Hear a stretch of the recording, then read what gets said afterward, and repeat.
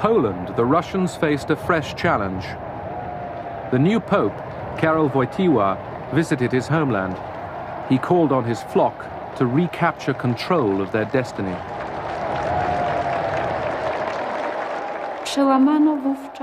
It broke down the barrier of fear. We saw that if we could stick together in solidarity, the authorities would have less power.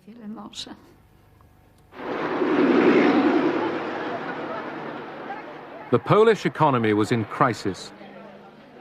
There were shortages everywhere.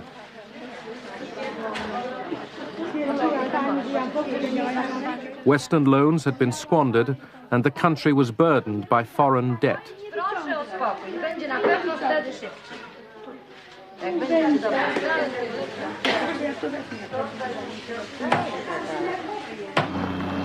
When the government yet again raised food prices in the summer of 1980, workers at the Gdansk shipyard staged an illegal strike.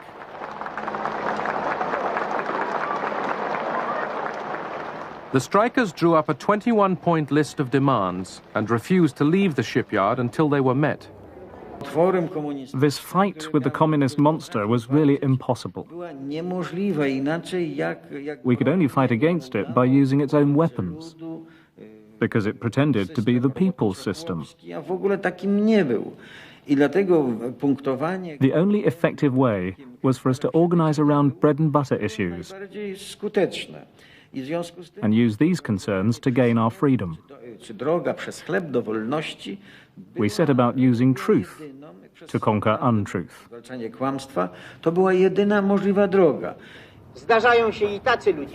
The government decided to negotiate with the strikers, but first it promised there would be no reprisals.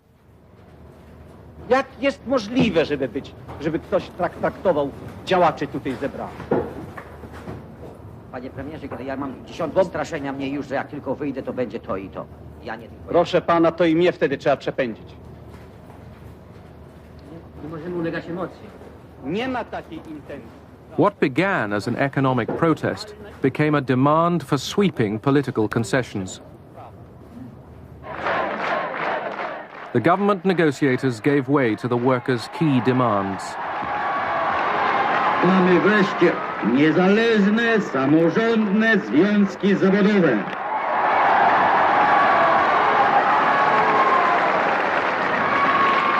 Mamy prawo do strajku. The workers were joined by intellectuals.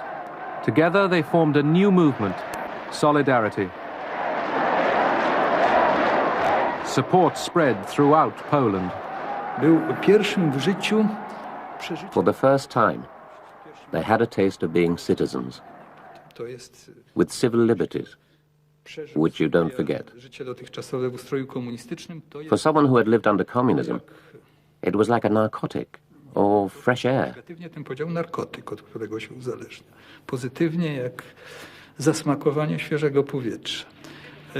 It was like having your identity for the first time. Solidarity was given massive coverage in the Western media.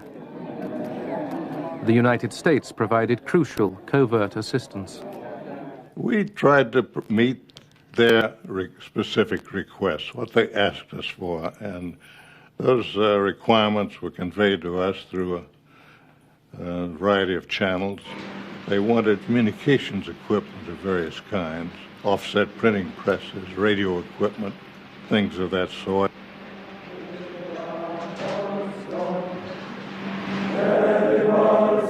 Solidarity became increasingly defiant.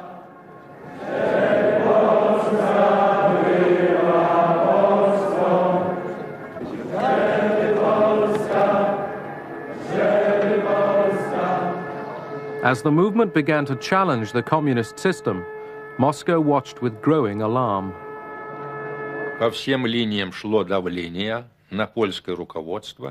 We exerted pressure on the Polish leadership all the time to take more decisive measures to restore order. By December 1980, Soviet pressure on the Polish leadership was intense. Warsaw Pact forces were massed around Poland's borders. The message was obvious. Curb solidarity, or there is worse to come. American concern grew. The critical moment came in December of 1980, when the Soviets were poised to intervene in Poland.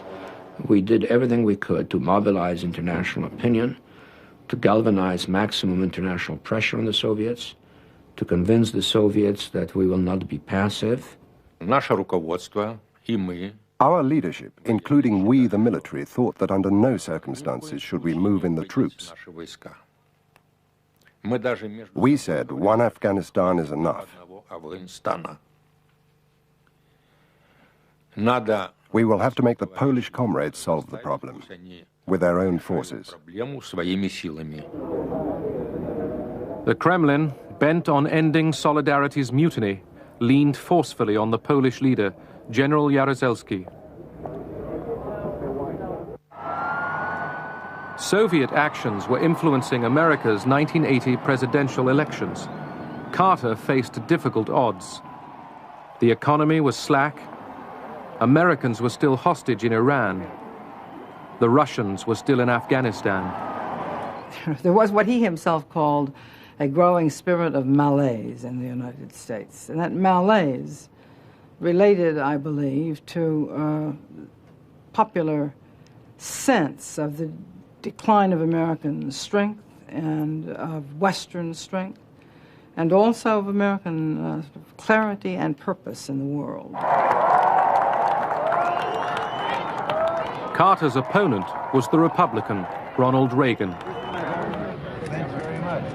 Now, if the boat doesn't go straight, it's because they tell me I got to steer correctly.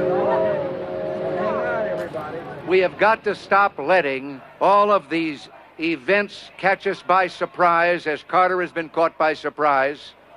We have got to control events to the place that we don't run into a crisis that inevitably leads to war. Reagan won the election by a large margin.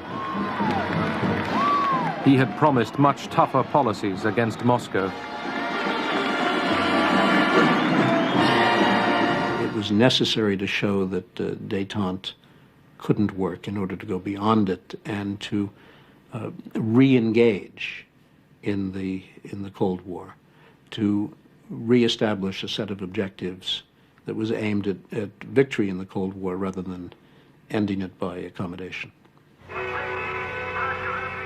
America's hardline policy boosted morale in Poland. Solidarity now had 9 million members supporting their fight for economic reform and political rights.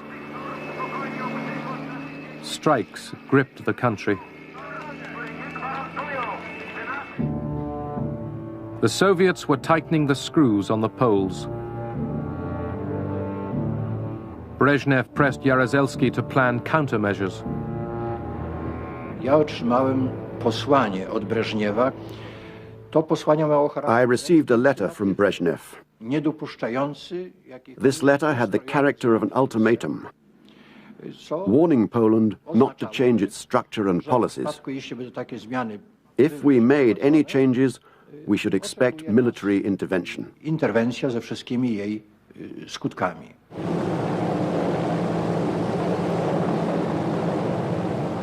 On December 2nd, 1981, a fireman's strike was crushed by riot police.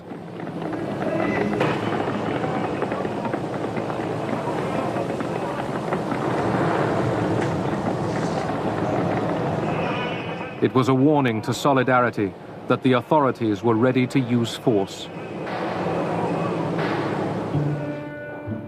On December 12th, Solidarity met to plan a nationwide strike.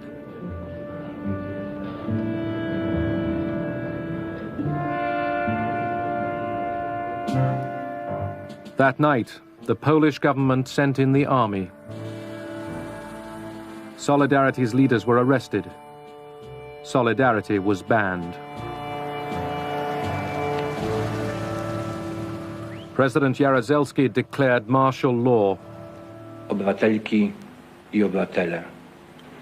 Wielki jest ciężar odpowiedzialności, jaka spada na mnie w tym dramatycznym momencie polskiej historii. Obowiązkiem moim jest wziąć tę odpowiedzialność. Chodzi o przyszłość Polski.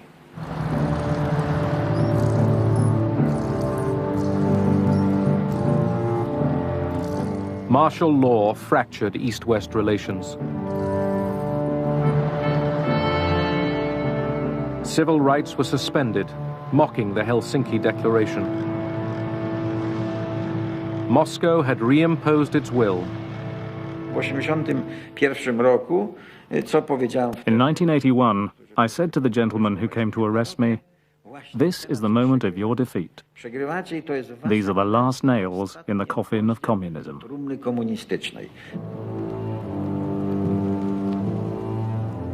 The fires of rebellion burned on.